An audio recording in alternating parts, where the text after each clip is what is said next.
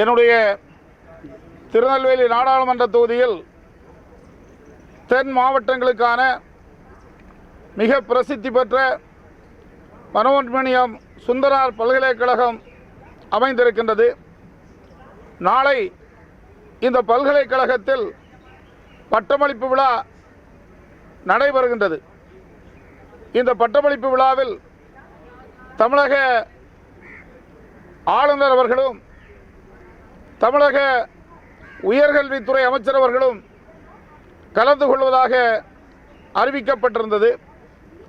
ஆனால் நேற்றைய தினம் பல்கலைக்கழகத்துடைய துணைவேந்தர் அவர்கள் பத்திரிகைகள் மூலமாகவும் தொலைக்காட்சி மூலமாகவும் இந்த நிகழ்வு ஆளுநருக்கான நிகழ்வு, எனவே அந்த நிகழ்ச்சியில் முதலில் வந்தே மாதரம் பாடப்படும், இரண்டாவது தேசிய கீதம் பாடப்படும், மூன்றாவது தான் தமிழ்தாய் வாழ்த்து பாடப்படும் என்று அறிவித்திருக்கின்றார்கள்.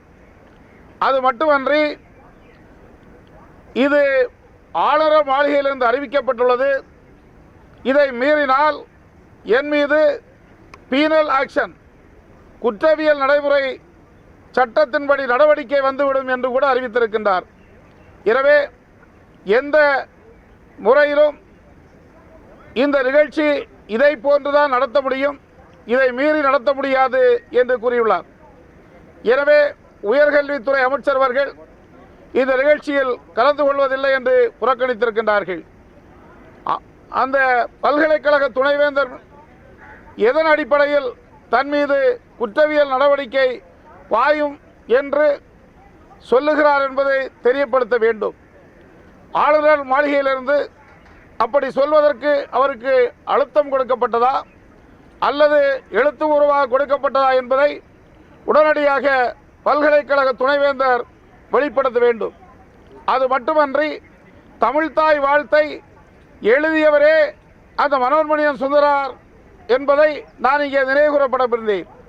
அப்படி மனோன்மணியம் சுந்தராருடைய பெயரில் இருக்கின்ற அவரால் எழுதப்பட்டு 1970 முதல் அது தமிழகத்துடைய பாடலாக அங்கீகரிக்கப்பட்ட பாடலை தமிழ்நாட்டில் முதலில் பாட மாட்டோம் என்று அந்த துணைவேந்தர் குறிப்பிடுவது மிகவும் கண்டிக்கத்தக்கது.